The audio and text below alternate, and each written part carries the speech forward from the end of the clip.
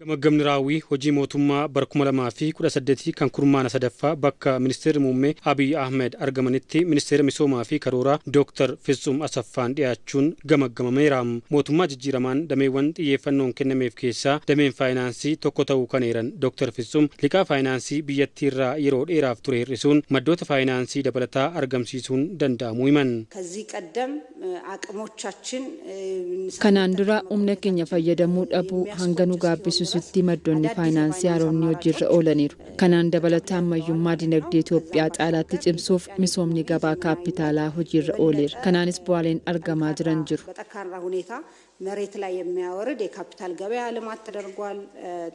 እንግዲህ ካፒታል ገበያ ወደ ስራ ገብቷል። ወጎታ ሰደተን ደርበኒቲ ዳብሌን ዱንፋ ጫራ ሆጂ ኡሙን ደበለታ ቱምስቶታ ጭጭሞ አከታን ጥየፈኖን ሆጀተሙ ይሙን ከናንስ ዱርስቶታ ዲነግዴ ቢየቲ ታስፈመኒሩ ጀዳን አሜንታን ከፈልቲ ሊቃ ቢየቲ ገሊ ደልደላ ቢየቲ ወልብረ ቀበሜ ዮ ኢላለሙ ካንዱራ ዲቤንታ ዲግደሚለማ ካንገው ዮተው አማ ጉዲና አለርጊ ኢራን ከንከ ዲቤንታ ቶርበቲ ገዲቡኒ መሜራም የብድር ሽግሽግ እንዲደረግ ከፍተኛ የዲፕሎማሲ ስራ ተሰርቷል።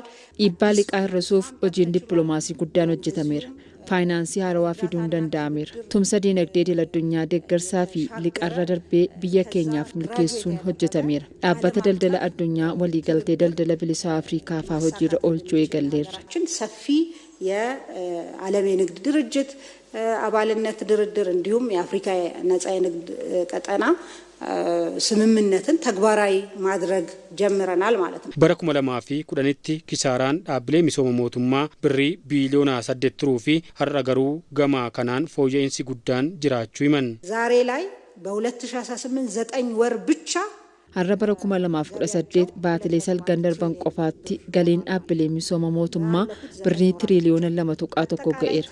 Bu'aan waliigalaa isaanii baatilee salgan darbanitti qofaa birrii biiliyoona 300 fi biiliyoona 51 ga'eera.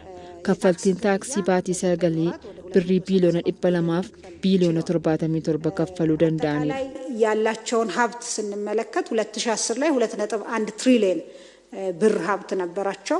2018 ላይ ይሄ ወደ 8.2 ትሪሊዮን ደርሷል። ይሄ በተለይ በሶቨሬን ዌልዝ ፈንድ ከአፍሪካ ትልቁ እንዲሆን የሚያደርገው ነው ማለት ነው።